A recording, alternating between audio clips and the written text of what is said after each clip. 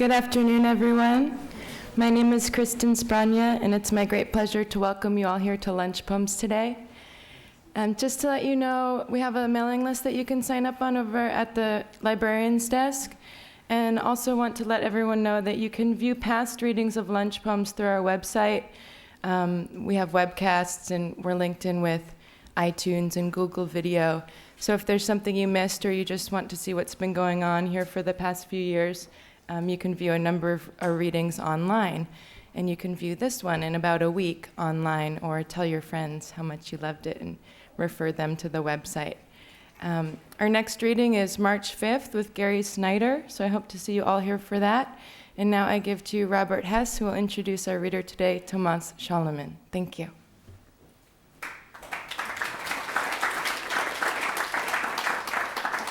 Thanks, Kristen. Thank you all for coming. So this spring, this second round of lunch poems, I think is for this year is quite exciting, including today's reading, Gary Snyder in March, and then a remarkable collection of we're now not sure, 4 or 5 of the leading younger women Korean poets, group of poets who've gotten called the New Asian Wave in Korean newspapers, are going to be here and reading in lunch poems and then doing a fuller reading in the new East Asian Library, I think, on somewhere on Friday night, and a conversation with a group of Korean American poets on Saturday. So it's going to be 3 days of work plus Korean music, and it will be a wonderful occasion, I hope. I'm going to get out of the way as quickly as I can today. Tomaz Salamun, first of all, we have 4 of his books, including his newest book, which I've not read yet. There's The Hand and there's The Arid Chair. Tomaz is the author of, I've seen it said 30 and I've seen it said 40 books. He's certainly one of the most important living European poets, and he's not only important, he's thrilling. He's about as alive as you can get as a poet. He's a poet of primary imagination. I think he writes instinctively. I think he writes out of the core of his imagination. I became aware of his work first from translations that were done in magazines when he was a young poet at the Iowa Writers' Workshop with Bob Perlman, and who else was in that? Barrett Watton at that time. And then later I met him in Ljubljana, and through Charlie Simic got to know more of his poems. I think more lines of his poetry are in my head than of any other translated poetry, which tends not to stick. One of my favorite poems of all time is a kind of haiku that he wrote that will give you one sense of the quality of his imagination. It goes, "Emptiness, my bride, who whistles, who listens?" I say that to myself often. I was born in a wheat field snapping my fingers, he says at the beginning of one poem.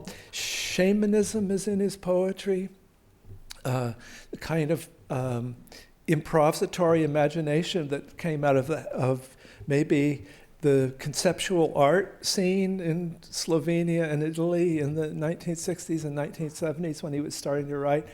Slovenia was part of Yugoslavia when he was born there. It's an Alpine country. It's culturally Austrian, I guess, Austro-Hungarian in its older orientation. And it seemed to me that it's made, whatever were the difficulties of being a small language poet in a small empire like Yugoslavia that was coming apart, it gave him access to German poetry, to all of the Slavic poetries, to Italian poetry, to a whole range of art scenes, and a determination to be free that has, and a dark imagination that have all been put together in a really thrilling way. 4 of his books are here. I guess the 4 Questions of Melancholy, all beautifully translated, is a selected poems. The book for my brother and Poker are both these. You get to just watch the fertility of this guy's imagination working, the imagistic base of it, and then this new book. I love his work. I look forward to each book. He surprises me every time. I'm thrilled that he's here. Please welcome Tomaz Salamun.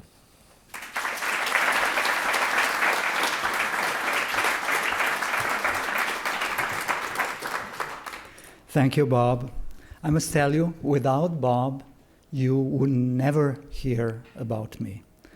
Because I'm a Slovenian, nobody was really translated from Slovenian, and I would not be able to break this small ghetto if Bob would not be interested in me and arrange the first book, my first book in America published by Echo Press, Selected Poems. And because this book, I was that lucky to be invited again and again in America.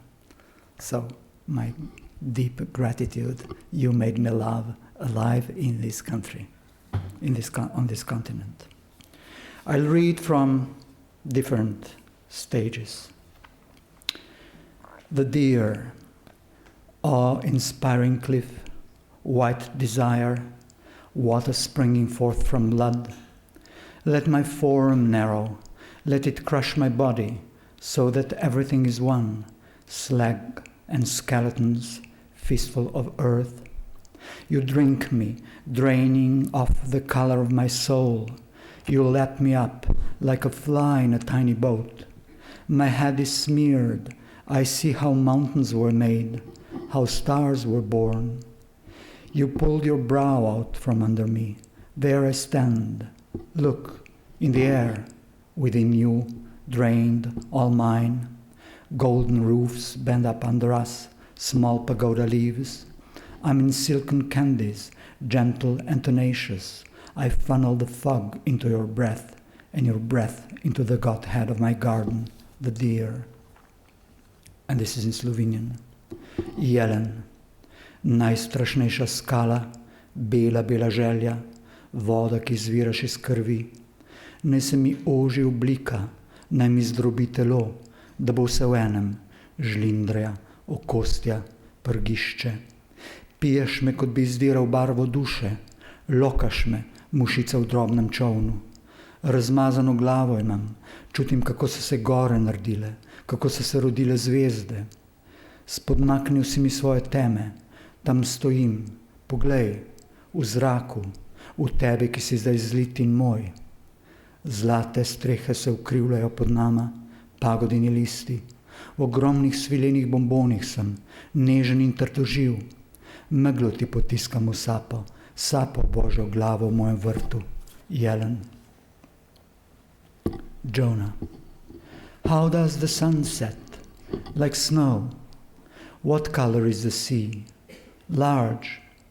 Jonah, are you salty? I'm salty. Jonah, are you a flag? I'm a flag. The fireflies rest now. What are stones like? Green. How do little dogs play? Like flowers. Jonah, are you a fish? I'm a fish. Jonah, are you a sea urchin? I'm a sea urchin. Listen to the flow. Jonah is the roe running through the woods. Jonah is the mountain breathing. Jonah is all the houses. Have you ever heard such a rainbow? What is the dew like? Are you asleep? Triumphal Arch. This is a longer poem. It happened, basically it's a diary, which happened when I lived in Mexico. Yesterday afternoon, Giorgio dropped in again. I took him to lunch. He showed me the poems he'd written in the morning. Then he called up Alfonso at San Luis Potosi, 113A. Alfonso said he'd wait for us on Calle Jalapa, but we missed each other. We made it to his old colonial house and waited out front. He arrived in a Volkswagen, his head shaven. I knew immediately he was a magician. He seemed to take an interest in me. He took us through the rooms. We talked about Levi, Sir Randolph. He was telling me about his Zen teacher. He showed me the book he was finishing, World Nutritional Plan. Then we smoked something he called plain grass from Palenque. I was holding his things, swords, spheres, rope crosses, playing with little bottles of mercury. He said he would perform a little show for the two of us. He danced, he played and blew, grinning constantly. "You'll be amazed at the horrible power that kills," he said. "You won't be able to resist joy." "Now I'll continue writing my book," he said, "and drive you both to downtown." We got out at the Nizza-Hamburg crossroads. We started walking. I was astonished to take such large steps, to breathe so deeply, move so smoothly. "Where are we going?" I asked Giorgio. "We're going," he replied. "Are you scared?" I said. He said he was sure I wouldn't kill him. I didn't know anymore. I felt the power would lead us through the temple, that I would eat his heart. We went somewhere to sit, to have a drink. Our mouths were very dry. We went on foot, upon a carpet. We arrived at Avenida Juarez. Giorgio pointed to the immense triumphal arch on Plaza de la República. "This is my hotel," he said. We walked for a mile on a red carpet. A huge flag fluttered from the triumphal arch. It was November the 20th, Dia de Mexico. "Where are we going?" I asked him. "To the beginning," he replied. "They'll all be there, even the President of the Republic and the Spanish King." I only felt my strength growing. I would first make love to him and then eat up his heart. "You know," he said, "Alfonso told me how a snake once crawled before him. He stepped aside, yet the snake slithered toward him. It didn't kill him because he gave it all the power." "Do you think I'm the snake now?" I said. "No," he said, "you're not a snake. You're walking parallel to me." He pointed to the right, away from the carpet, which led to the eternal flame under the triumphal arch. I grew sad. We walked for another hour or two. The temple was always on either our left or right. I remember the sound of the fluttering flag. Then he pointed to a window. "That's my window. You decide," he said. "The Hotel Pennsylvania is all in tile, all covered with blue glazed tile. An old woman was sleeping at the reception desk. Up in the room he smoked and said, 'It's your decision. It's up to you whether to kill me or not.' I stopped undoing my belt. I stopped taking off his boots. I lay down and fell asleep. Then I woke up. Giorgio was sitting on the raffia chair by the wall, crying. 'You're not the only one who'd like to love,' he said. I knew it was done. I had drunk up his heart. 'I'll be off now,' I said. Giorgio's face was radiant and beautiful. 'You see,' he said, reconciled, 'light is for everyone.' This morning, when I went out to breakfast, I bought a paper, Uno mas Uno, and read that 383 Americans had committed ritual suicide in the rainforest of Guyana under the guidance of Jim Jones. And these were the first news, 383. There were more, as we know. This is the whole area was probably hit by some kind of total craziness. Also Mexico, and my life was like this, those days. Red flowers. Red flowers grow in the sky. There's a shadow in the garden. The light penetrates. There's no light to be seen. How then can the shadow be seen? There's a shadow in the garden. All around big white stones he scattered. We can sit on them. Stones lie scattered. We can sit on them. The hills around are just like the hills on earth, only lower. They look perfectly tender. I think we too are perfectly light. We hardly touch the ground. When I take a step, it seems the red flowers draw back a little. The air is fragrant, both cool and burning. New beings draw closer, some invisible hand smoothly placing them in the grass. They are beautiful and quiet. We're all here together. Some of them, swimming toward this place, are turned around in the air and cut off. They disappear. We can't see them anymore. They groan. Now my body feels as if it's in a fiery tunnel. It rises like dough, drizzles apart in the stars. There's no sex in heaven. I feel no hands, but all things and beings are perfectly joined. They rush apart only to become even more united. Colors evaporate. All sounds are like a sponge in the eyes. Now I know. Sometimes I was a rooster, sometimes a roe. I know I had bullets in my body. They crumble away now. How beautifully I breathe. I feel I'm being ironed. It doesn't burn at all. Happiness is hot, splattered brains. Whoever is truly cast in pure love needs no heaven. Let heaven go. The body blossoms into a terrible silence. Walls and chairs awaken.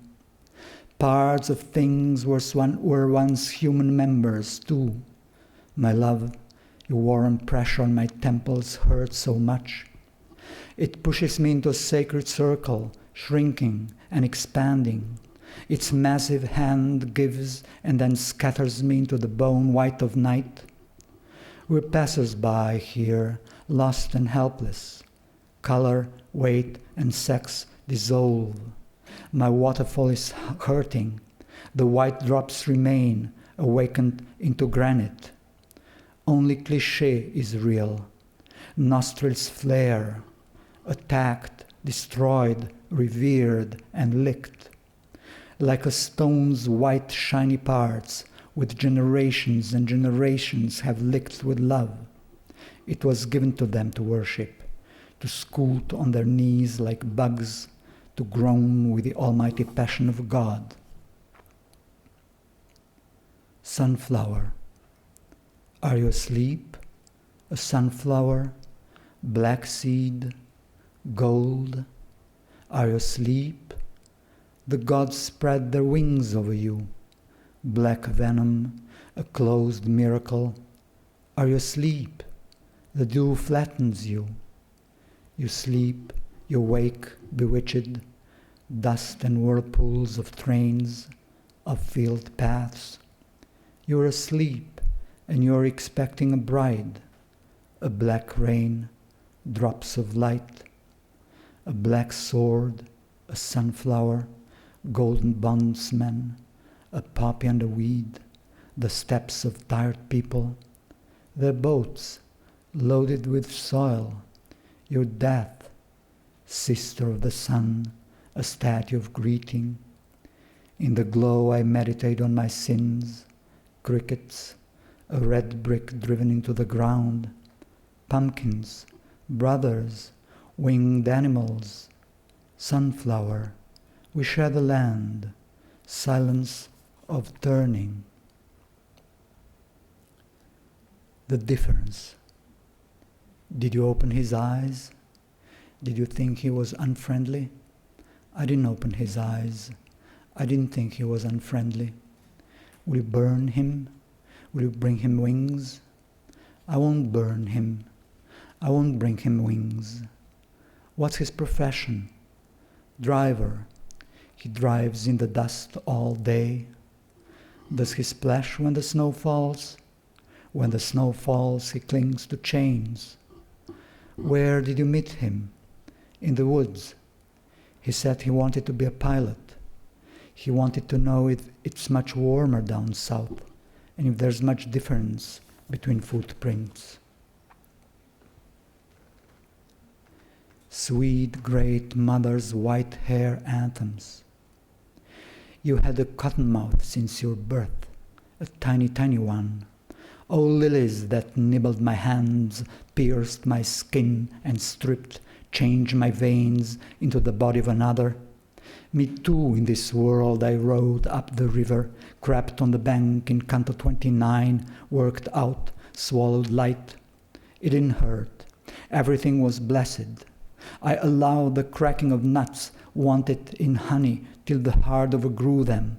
Changed rails, let old yellow trams go where they haven't been, crunching air long time.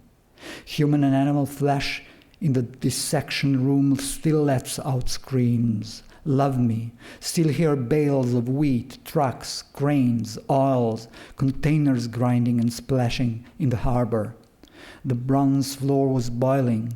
O birds bringing wails, dropping them on the guest's dark disheveled hair, so the apple burst, the plum burst, the grape burst. The juices mingled. We became lotuses and little boats leaping through towns on the water's surface. We smelled dust, saw timbers in the air, in huge fires carrying silt, lime odor of burned and redeemed flesh, the blaze that made the same decision as the gentle titmouse or the white skunk and bolted away, swam off as fish with wings, as the jagged mouth. When you breathe in, does the earth remember? Does it like shifts? Does your gel crack as sweet molasses? Giordano Bruno, still my home and fire, my juice, my sweet womb. I long for solid earth in heaven, to lick your eyelids and stay even, so they do not rise. Nikola Tesla. When St. Francis took off his coat, he wasn't cold. His previous life was cold, boiling to turn into wine. When it turned into wine, moles came to drink, grasshoppers, cats, too, who in the Middle Ages were led around on a chain because they used to be lions. People were afraid cats would eat them. Not true. Cats never ate people. Only those lazy little monks copied the text so inattentively that a lot of rust appeared, just like on great ocean liners. Truly, cats were lions, silky ones. There were small sewing baskets beside them. Even then, they were grazing in the desert. They grazed in that they licked the sand, like hens when they need calcium. The hens lie on their sides in the dark. The lights are on in all the houses. Nikola Tesla, through hard work, scratched out electricity, just like people who smell peas, separating the pea from the pod. All done, he said. This is electricity. Amen. Now turn off the light and go to sleep. Death's window. To stop the blood of flowers and rotate the odor of things, to die in the river, to die in the river, to hear the heart of the rat. There's no difference between the moons and my tribe's silver, to clean the field and run as far as the earth's edge, to carry in my breast the word, the crystal, at the door the soap's evaporating, the conflagration lit up the day, to turn around once more, and to strip the frock the poppy had bitten through the sky, to walk the desert roads and drink shadows, to feel the oak tree in the mouth of a spring, to stop the blood of flowers, to stop the blood of flowers. The altars look at each other, eye to eye, to lie down on a blue cabbage. Now again, there's a longer one, also from my Mexican Robby. Sometimes at night, when everyone is asleep, I cry because I know I'll go to hell. Aunt Lisa won't go, and she's fatter than me. The pillows are prickly. I can't sleep because I think too much. When I don't cry, I switch on the light. The only way to claim myself is to make a shadow of a little rabbit on the wall. I don't have any friends because when I was 3, I fell down the stairs. They say it shook me so badly that now I'm falling apart. They call me trash can.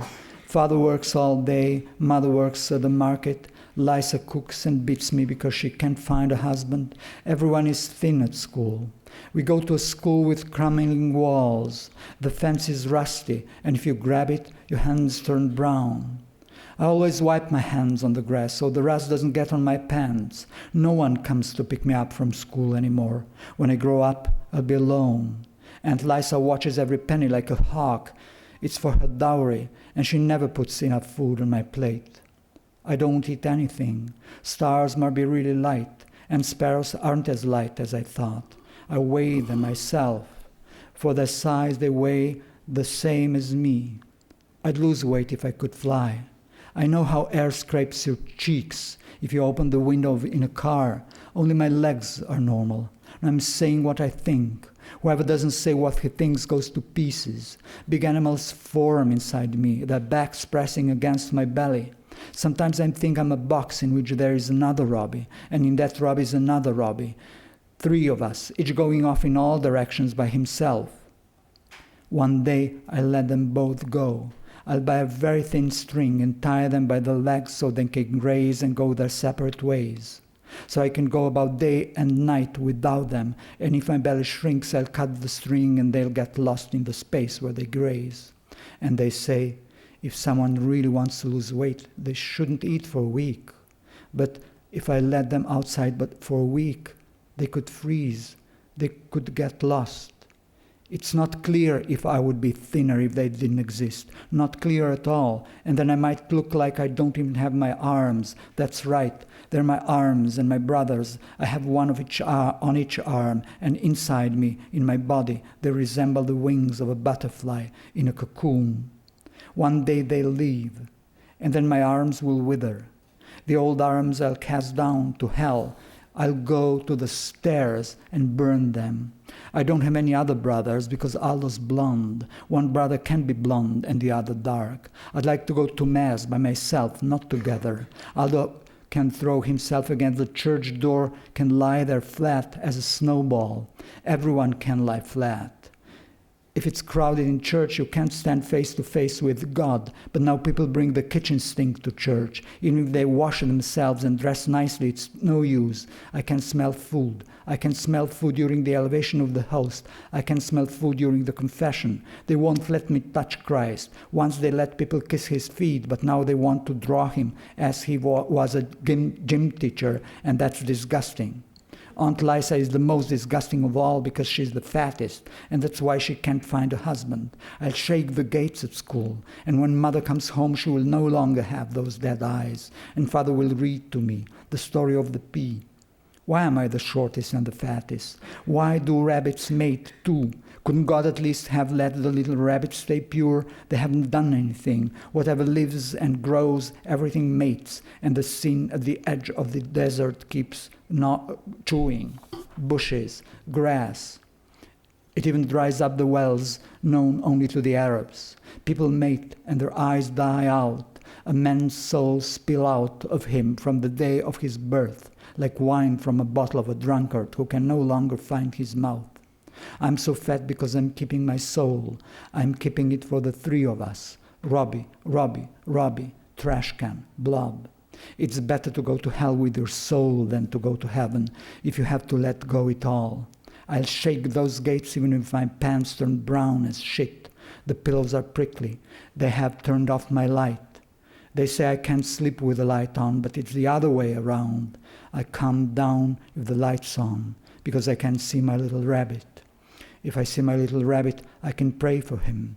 I can pray for every part of my little rabbit's body, his ears, his little paws, his great tummy, his little eyes. If only he had calm little eyes. If I pray like this for a while and move my hand very slowly, my hand will turn into a little rabbit.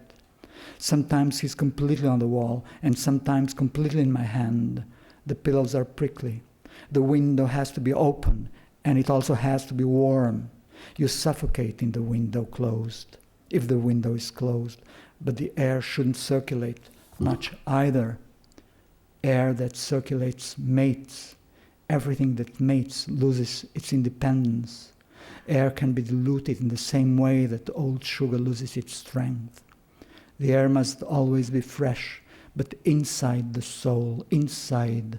Air should only circulate inside the soul. I'll cut holes in myself. Let a rose grow for my wounds, so that my little rabbit will have company. And let there be a carpet of clover under the rose, like the bay of Ankaran. People, how are you getting here? People who live in the forest wear suits. They have red wings and red caps. How are you coming? Are you one of them? In the forest, there are crowns of thorns for the squirrels, thickets of blueberry bushes. They grow. People go to hell and back. When they take off their sandals, nobody knows. 19 November 1982. I opened the fig, and in it squatted an angel, bound with his hair. Axes threatened his honey. I tore his eye, though it hurt him. Out of the red forest a deer sprang. He came close to the angel, close with his snout, and disappeared. Like a dark papyrus, a mass showed behind the crown and started to pin. Oh, the name! Irenaeus, elephant, Milchin, wedding guest, Parnassus, Geza, Ahmed, blood, deer, tempest intertwined like roots, and grew and kept shooting the folding fan of crosses until they undulated like Medusa's whip in the lazy, agitated sea. Let the three have a blue heart. Let's open the house windows around the blue heart and lure the sun into the window panes. Let's hear the blue blast in the tooth. Let it resound, hollow inside the water, the fig, the temple, and the tempest, the power which holds together the crown of Christ. Oh, climb, climb. And he tore himself awake like a cocoon. With his palm he clung to my white neck because his body flew much faster than mine. But mine was larger and heavier, more guided, and it curtained the horizon. We made a suitcase. From a shawl we made a bundle. From a bundle a pueblo, eyes, a nose, a mouth, caves for ears. First the city was built, then the man. First the city had more flesh than the man. Give it back to him, I tell you, so that the beak doesn't entangle itself in the moss, so that the crown doesn't explode because of the horrible pressure. Or take the machine and make the nib, such as the ice cream man makes. And this wish, the arch above the circle is heaven, the blind window of the world.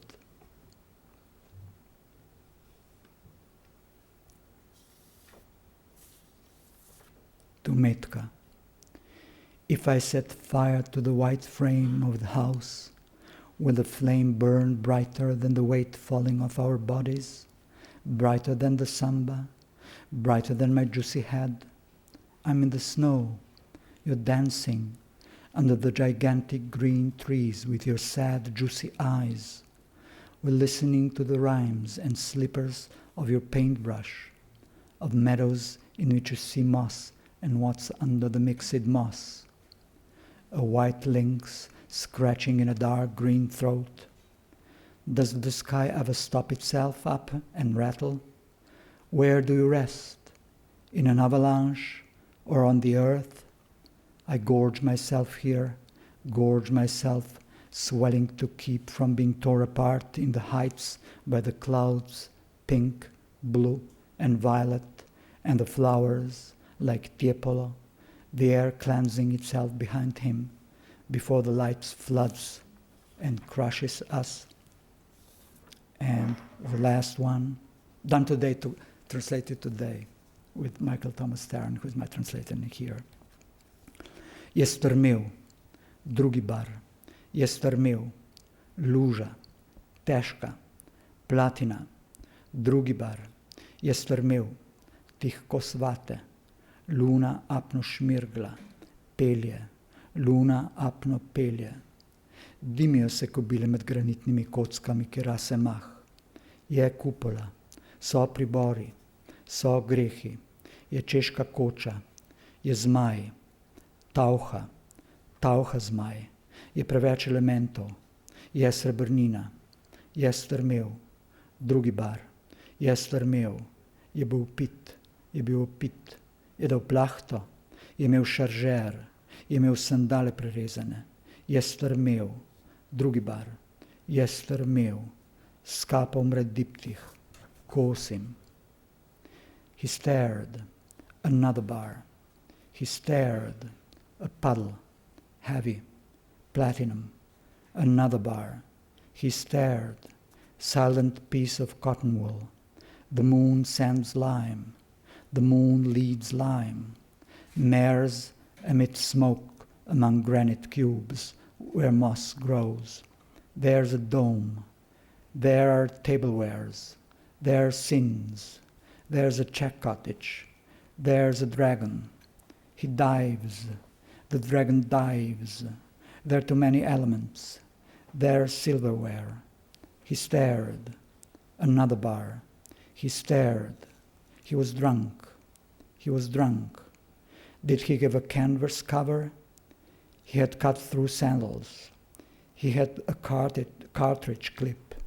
He stared. Another bar. He stared. With a cap, the diptych dies. I lunch. Thank you.